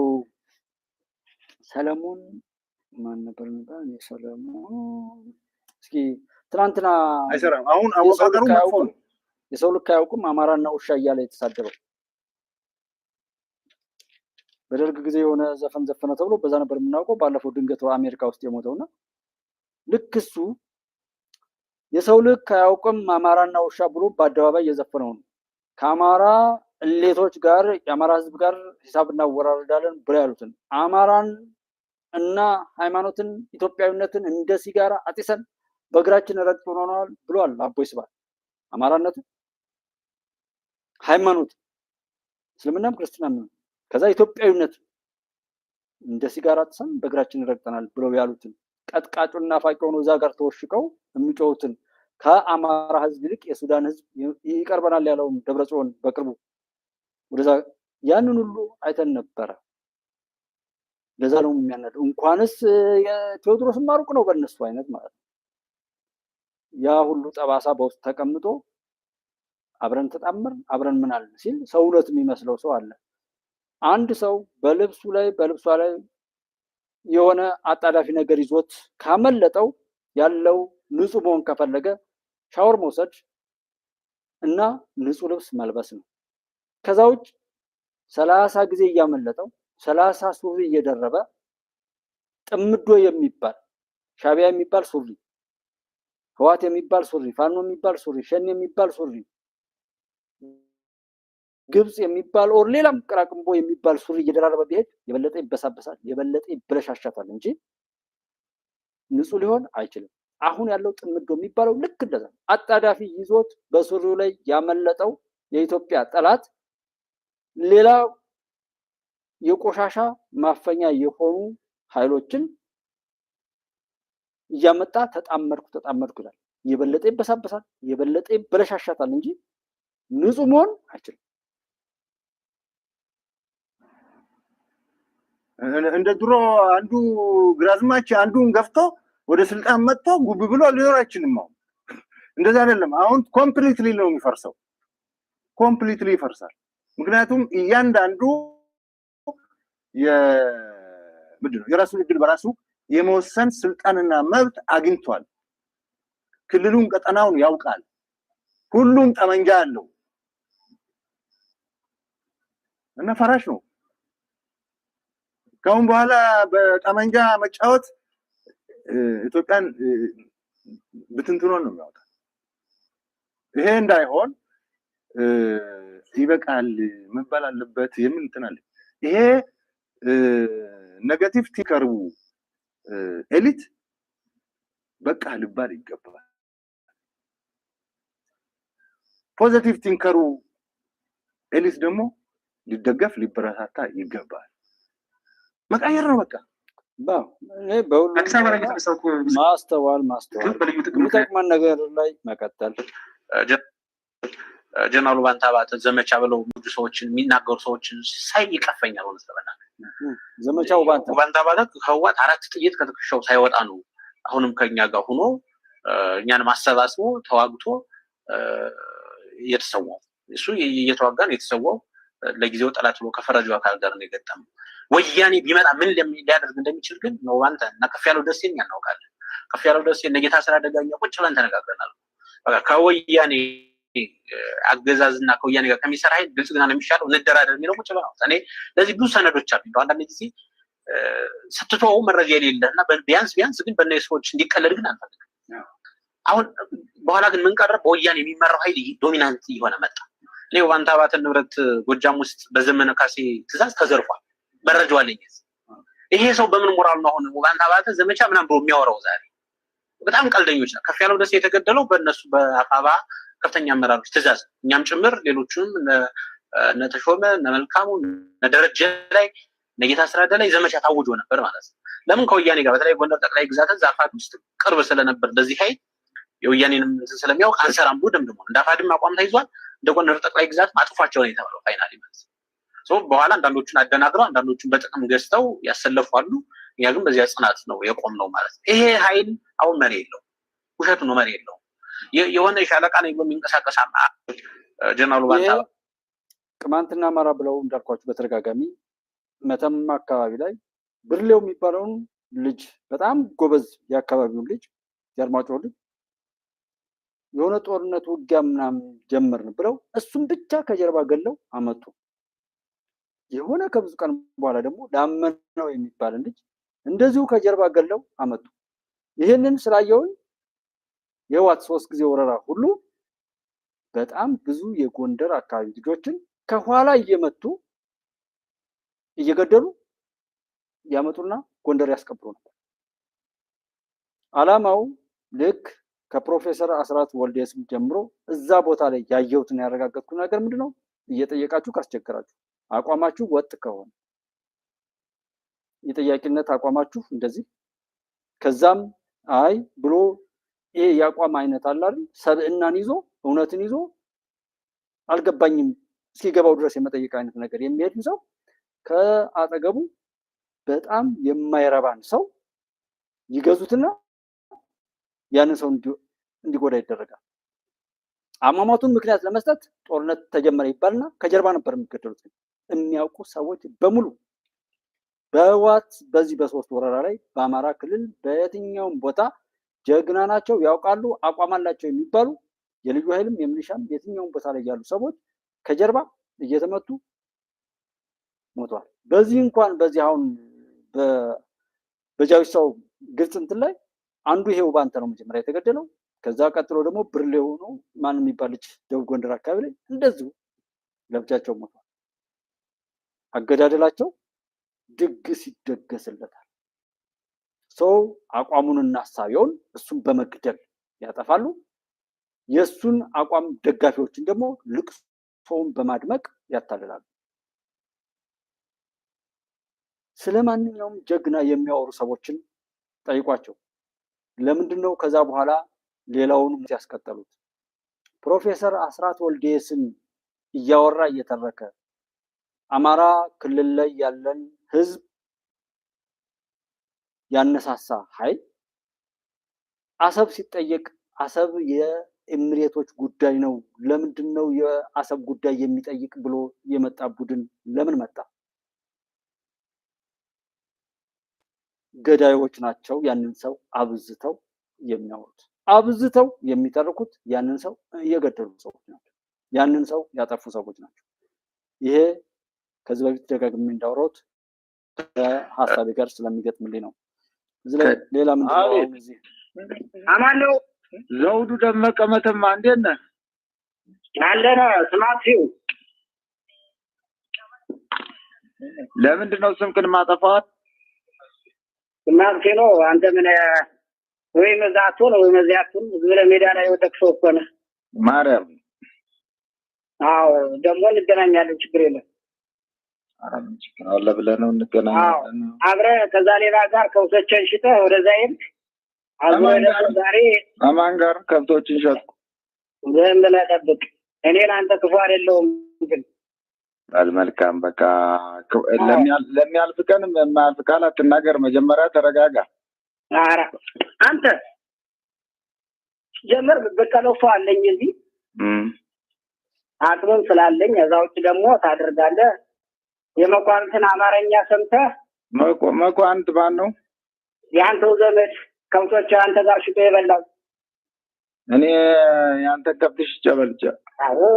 አዎ የኔ ከብት ሽጣር ሄደ የገባው ወደዛ አላተው ስቆፍር ውሃ ሳጠጣ ስቆፍር ነው የምታውቀኝ። ስሰርቅ ታውቀኛለህ አሁን? አዎ ይሄን አይደል ጎንደር ወስደህ ራሱ በእኛ ነው ነግደህ ያን የወሰድክ አንተ ጎንደር ላይ ፎቶ አስነስተህ ብለህ እና ታዲያ ጎንደር የመሰረት ነው ፎቶ አብሮአለ። ለምን አትልከው ነበር ካብረ? ታዲያ ስማችን እኔ ታዲያ እዚህ የሳሉድ መረጃ ነኝ የቦቀት መረጃ ብለን ትልከኝ አብሮ መበላት መጠጣት ይሄ ነው። ምረት ገባው አንተም ገብተህ ዙረህ ወጣን። በቃ አልተመቸህም። የነገረ መኳንንት ነው። ችግር የለም አውቀዋለሁኝ። ተው እንደው ዝም ብለህ ጥራዝ ነጠቅ አትሂድ። ተረጋጋ። አስተውለህ ተናገር። ዘውዱ ስማ፣ አዳምጠኝ። ደውሎ መፎከር፣ ደውሎ ማቀራራት ጥሩ አይደለም። ረጋ በል፣ አስተውል። ምን ስለማታመጣ ነው? አቅምን ስለማቆም። እሺ አቅሜ ደካማ ነው፣ ትክክል ነህ። ግን ደግሞ አቅም የለውም ብለህ ደግሞ እኔ አቅም አለኝ ብለህ ሰውን አታጥቃ። የባከውን እኮ ነው አንተ የልመናቸው የደፈራ ስልክ ይዘህ የባከውን። እኔ ታዲያ የሳሉ ጌዚ ቆሻሻ መረጃ ነው እንዲህ ይዘው የደለቀ ማንን ነው መተማ ያሳሰርኩ ነው? ታዲያ ንገረኝ። ይህን ብለህ ተናገር። ይኸውልህ ቀን ሰጠኝ ብለህ ሰው ቀን አታጨልም። አቅም አለኝ ብለህ ከአቅም የሌላቸውን ሰዎች ስም አታጥፋ። ጥሩ አይደለም። ልብዳ ኧረ ችግር የለም። አንተ አዳምጠኝ ዝም ብለህ የምትናገረው ነገር ሁሉ ዝም ብለህ ማንኛውም ቢሆን ማለት ነው። አማራ ነው። ሄድኩኝ አቅሜ ድውይ ነው። ተደብድቤያለሁ። አጥንቴ ሰባራ ነው። ገብቻለሁ። አልቻልኩም። በጅንጫው በድንጋዩ መተኛት አቅም አጣሁኝ። የገዛኋትን መሳሪያ አስረክቤ ገባሁኝ። ይዤውት የመጣው ነገር የለኝም። ሌላን ከውጦች ሸጥክ ሂደህ ገባህ። እዛ ላይም ደግሞ የሆነ መሽን ይዘህ ገባህ። ወደዚህ አይመቻለ ዙረህ ሄድክ። በቃ ሌላ እንትን የለም። በቃ ሌላ አማራጭ ነው። ከዛ ውጭ ደግሞ ማነው ታዲያ አንተ ፋኖ ነው ጋዜጠኛ የፋኖ ጋዜጠኛ ነው። ዝም ብሎ የከፍተረኛውን እያወጣ የሚዘግብ ይሄ በመተማ አካባቢ ላይ ያሉ እርስ በርሳቸው እንደዚህ የሚኖሩት ነው። ንግግሩን ምን መስታዩ በቃ ያጠፋሉ ይጠፋሉ አይነት እንጂ ከዚህ የሚያሳዝነውና የሚገርመው የሆነ ውጭ ሀገር ላይ ተቀምጠው በእነዚህ ሞት እና ምናምን የሚሽሯሉ። እነዚህ ልጆች እያገዳደሉ አበጀህ ጀግና እያሉ እርስ በርሳቸው እያባሉ በእነዚህ ደም እነሱ እውነት ጫካ ገብቶ ሰው ገሎ እናቱን ገሎ ሰው በሚስማር መጥቶ መንግስት ይሆናል? አይሆንም። ውሸት ነው። ቀበሌም አይመራም። አቅሙም የለውም። እኔ ተናግሬዋለሁ ዛሬ። አሁን የምደክመው አቅሙም የለውም። እሱ እስኪወርቅ ሰው መብላት ነው። የአማራን ታሪክ ማጥፋት ነው። ለውጥ እኮ ትልቅ የመጀመሪያ እኮ ፌሮ ቆሞ የህወሓት አመራር የገቢ ማስገኛ የሆነውን ግድብ ከኔም ኪስ ከመቀነትም እሱን እኮ ግሌት ብሎ እንደገና ፕላን ሰርቶ አይተናል። ይለውጥ ነው ለማቆም የሚታገለው ይሄ ወሮ በላ ሌባ።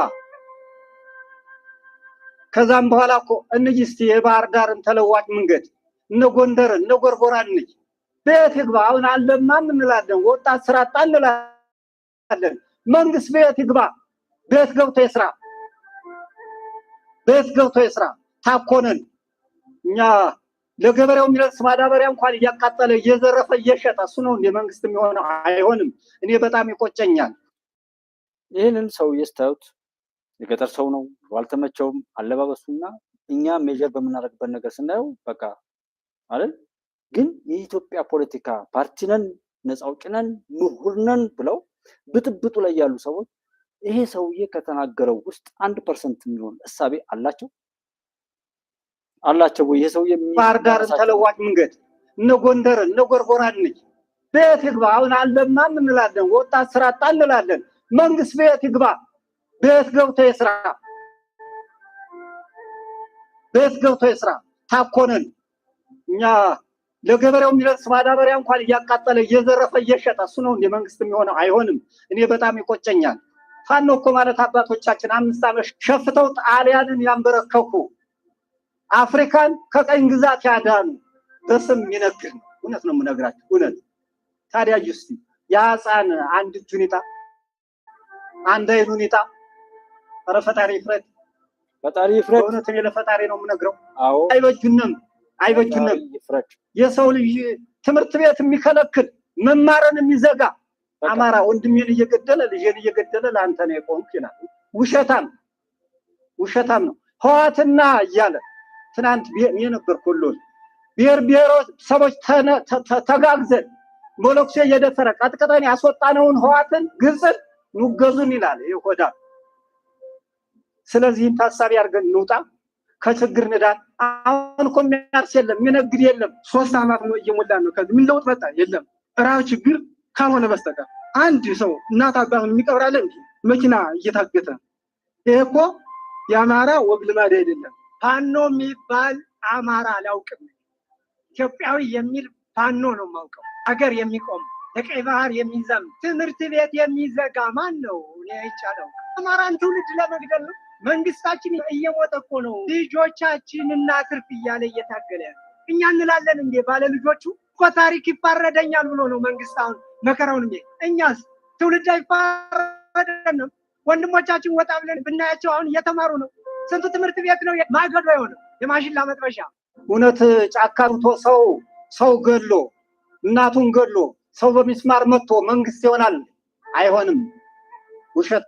ይሄ ብቻ ለሚሰማ ሰው፣ ማሰላሰል ለሚችል ሰው፣ ህሊናው ቀልቡ ላልደረቀበት ሰው፣ ላልተረገመ ሰው፣ በቁሙ ሰብዕናው ላልተገፈፈና ሰውነቱን አጥቶ አጋንንታዊ የጥፋት ማንነት ላልወረሰ ሰው ይሄ መልእክት ብቻ በቂ ነው። ብዙ ቪዲዮ አያስፈልግም።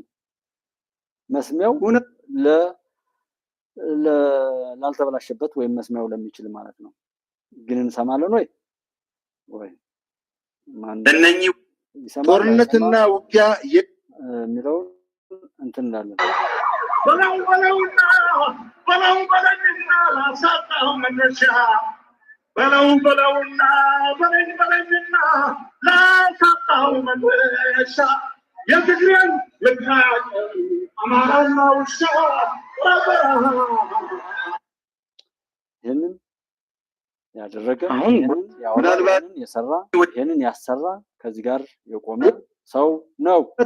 ወጣቶች ና ውጣ፣ ከትግራይ ውጣ። ያው ይታወቃል። ዋናው ሁሉንም እናውቀዋለን። እንደው እንደማጠቃለያ ቢሆነኝ እስኪ ለመፍትሄው ብቻ እንነጋገር፣ እንመካከር።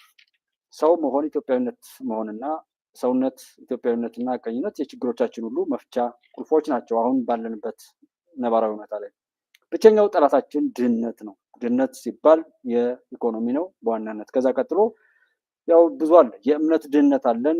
የፍቅር፣ የአብሮነት፣ የአንድነት፣ የመዋደድ፣ የመረዳዳት ምናምን የዚህ ሁሉ ችግሮች አሉብን። ቅን ያለመሆን የቅንነት ችግር፣ የዝነት ችግሮችና እስኪ ነካ ለማድረግ ልሞክር። መልካምነት፣ አንድነት፣ አስተዋይነት፣ አዋቂነት ደግሞ ለዘላቂ ሰላምና ተጠቃሚነት መሰረቶች ናቸው ማለት እንችላለን። መልካምነት፣ አንድነት፣ አስተዋይነት፣ አዋቂነት ለዘላቂ ሰላም እና ተጠቃሚ ለመሆን የሚያስችሉን መሰረቶች ናቸው ብለን እናስባለን። ለዛሬ ነካ እናድርገው። መርጦ መስማት፣ መርጦ መመገብ እና ለምግባችን ወር ለመዝናናት ወር ለሆነ ነገር ብዙ ነገር እንደምንጨነቀው ሁሉ መርጠን ለመስማት፣ መርጠን ለማየት፣ መርጠን ለማንበብ፣ መርጠን ለመናገር፣ መርጠን በማንኛውም ነገር ላይ ለመሳተፍ ለተሟላ ሰውነታችን ወይም ለተሟላ ሰውነት ማለት ነው እንደሚያስፈልገን አውቀን ለተሟላ ሰው መሆን እንደሚያስፈልገን አውቀን በዚህ መልኩ ተጠንቀን እናድርግ። መርጠን እንስማ፣ መርጠን እናንብብ፣ መርጠን እንናገር፣ መርጠን እንመገብ። የተሟላ ሰው ለመሆን ስለሚያስፈልገን ለሰው ልጆች ምቾትና ስኬት የተሰሩና የመጡ ነገሮች ሁሉ ሰውን መብለጥ የለባቸውም። ይህም ሃይማኖትን፣ ገንዘብን እና የቴክኖሎጂ ወይም ማንኛውም ስልጣን፣ ህግ እንደዚህ ያን ብንል ማለት ነው ስርዓቶች፣ ቴክኖሎጂዎች፣ ፖለቲካ ወዘተረፈ የሚባሉትን ብናይ ለሰው ልጆች ተጨማሪ ውበት፣ ተጨማሪ አቅም፣ ተጨማሪ ስኬት ሊሰጡ መጥተው ሰውን ግን መብለጥ የለባቸውም። ሰውን የሚገዙ ሰውን የሚረግጡ መሆን የለበትም። ሰው ለገንዘብ ብሎ፣ ሰው ለስልጣን ብሎ፣ ሰው ለሆነ እሱን ሊጠቅሙ ለመጡ ነገሮች ሲል ራሱን በባርነት አዋርዶ የሄደ እንደሆነ ወይም የሰራ እንደሆነ ችግሩ እጅግ በጣም የሰፋና የከፋ ስለሚሆን ማለት ነው። እንግዲህ መዳኛውን ወይም ደጀኑን ያራቀ የሚድንበትን ጥበብ መስማት የማይፈልግ የሚያድነውን ማንኛውም ነገር ፈልጎ ለማግኘት ሳይሆን በቤቱ ድረስ እንኳን ቢሆንለት ተወኝ ብሎ የሚጠቅሙን ነገር ያረከሰና የሸሸ ትውልድም ሆኖ እናየዋለን። ሁሉም ነገር ለመባላትና ለመጥፋት እንደ እሳት እራት አይነት ስለሆነ ይህም ትኩረት የሚያስፈልገውና የሚጠቅመንን በማወቅ እያንዳንዱ ሰው ለፍርድ ከመጣደፉ በፊት የሚጠቅመው ነገር ላይ ትኩረት አድርጎ ቢሰራ የሚል ነው።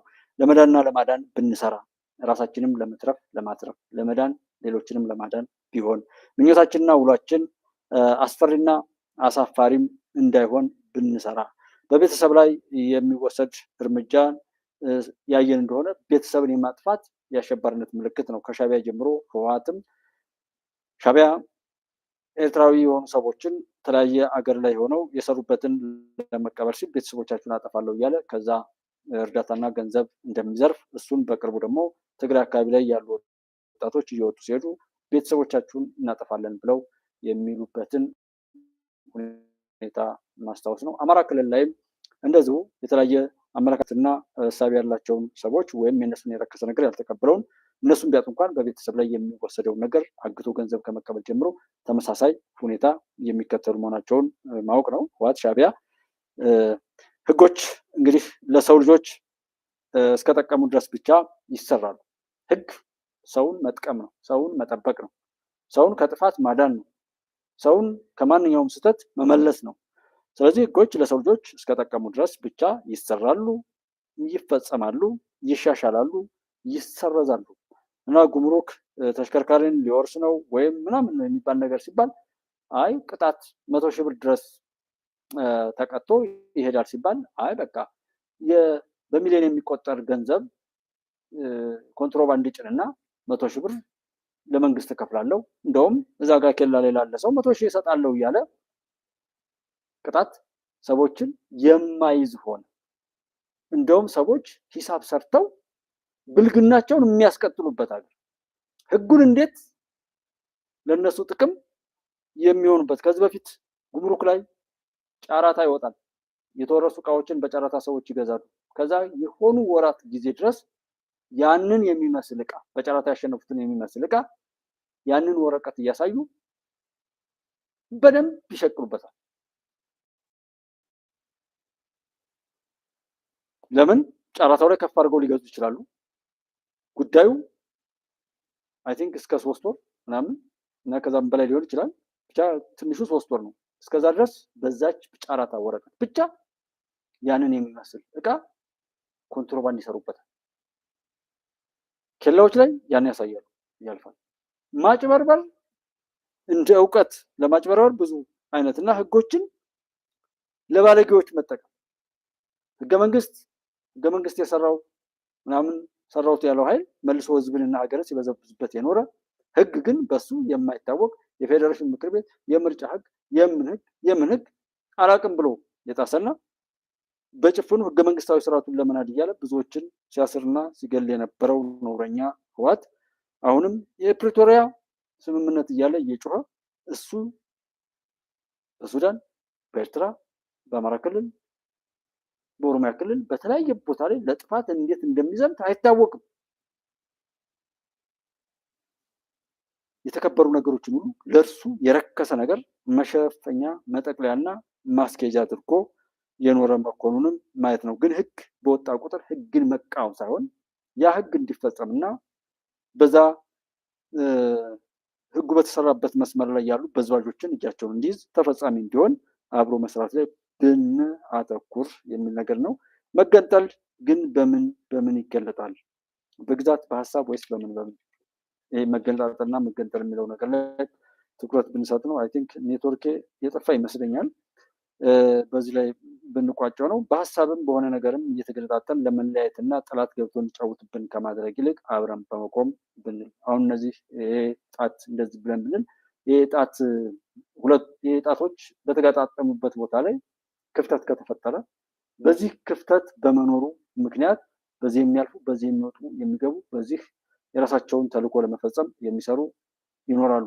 ስለዚህ አብረን ስንቆም አብሮነታችን ግንኙነታችን ቢጠብቅ አብሮነታችን የጠበቀ ቢሆን ጠላት በእኛ መካከል ላይ አይገባም። ሻቢያ፣ ወያኔ፣ ፋኖ ምናምን ቢባሉ በእኛ አብሮ አለመቆም ላይ የሚሄዱ ናቸው። ሙሰኛ ባለስልጣንና ሙሰኛ ነጋዴዎች፣ ሆዳም ከሃዲ የሃይማኖት አባት ነኝ የሚሉ አጭበርባሪዎች ሁሉ በእኛ አብሮ አለመቆም ላይ ነው የሚሄዱት። በእኛ ማንኛውም ነገር ላይ ነው ደብተራ ጠንቋይ ምናምን ሁሉ የሚሰለፈው። አብረን እንቁም፣ እንዋደድ፣ እንከባበር፣ መልካም ነገር ላይ ያለምንም ማመንታት አብረን ቆመን ለመስራት ጥረት ብናደርግ የተሻለ ስኬት እናመጣለን። በዚህ በዛ የሚባሉ ነገሮችን መወራጨታቸውን እንዳለ ሆኖ ምንም ያክል ነገር ይዘጋጃሉ። ምናልባት ጠላቶች የሚሰሙ ከሆነ ምንም አይነት ተኩስ ብታዘጋጁ፣ ምንም አይነት ንፋስ ብታነፍሱ፣ ምንም አይነት እሳት ብትለኩሱ አይተነዋል፣ አጥፍተነዋል፣ እናጠፋዋለን፣ እየተከተልን አሁንም እናጠፋችኋለን በሉልኝ ለኢትዮጵያ ጠላቶች ሁሉ። የትኛውም ቦታ ላይ ኢትዮጵያን ለማቃጠል የምታዘጋጁትን እሳት ሁሉ የኢትዮጵያ አምላክ እናንተ ቤት ያነደዋል በሉልኝ። ምንም ነገር ቢኖራችሁ፣ ምንም ነገር ቢሰጣችሁ፣ ምንም እሱ ከንቱ የከንቱ ከንቱ ነው። የኢትዮጵያ አምላክ ያዘጋጃችሁትን የጥፋት እቅድ ሁሉ በቤታችሁ እናደርገዋለን። ኢትዮጵያዊ ነው። ስለዚህ ለኢትዮጵያ መጥፋት የምትሰሩ ኃይሎች በሙሉ የኢትዮጵያን ስኬት እናስቀጥላለን። ያዘጋጃችሁትን የጥፋት እቅድ ሁሉ እናንተ ላይ እንፈጽማለን። ሱዳንም ይሁን የትም ምንም ይሞከር፣ መልካም ሰዎች መልካም ሁኑ፣ አይዟችሁ። ምንም ነገር ይሞከራል፣ ኢትዮጵያ በድል ትቀጥላለች። ኢትዮጵያ ታበጽሕላ በእግዚአብሔር። በያላችሁበት አብራችሁ የነበራችሁ ወንድሞች ሁሉ ፈጣሪ አብዝቶ ይባርካችሁ፣ ጠብቃችሁ። ከሚመጣው መቅሰፍት ሁሉ ፈጣሪ ጠብቃችሁ። ዓለም ላይ ያሉ ክፉ ሰዎች ዓለም ላይ ያለውን ሁኔታ ሁሉ ስታዩት ገላጋይ የሌላት ናት እና የዓለም መጨረሻ የሚቃረብ ሁሉ እስኪመስል ድረስ ብዙ ትኖች አሉ። ዓለም ሰላም ልትሆን ከተባለ የእስራኤል ሕዝብ የእስራኤሉን መሪ ይገስጽ፣ የአሜሪካውን መሪ የአሜሪካ ሕዝብ ያስቁም። መፍትሄው እዛ ጋር ሊሆን ይችላል። ከዛ ውጭ ገላጋይ የሌላት ዓለም ናት እና በዚህ ጥፋት ላይ የመጀመሪያ ጠፊዎች የሚሆኑት ደግመን እንዳለው ያው አሜሪካና ጦርነቱን የጀመሩ ኃይሎች ናቸው የሚጠፉት። እውነታው እንደዛ ስለሆነ ነው። ሰባቱ ጨረቃዎች ምናልባት ቶሎ ብለው ቦታ ቦታቸውን እያዙ ሊሆን ይችላል። የተበደሉት ፍትህ ያገኛሉ፣ በዳዮች ይጠፋሉ። ሀላስ መልካም ጊዜ።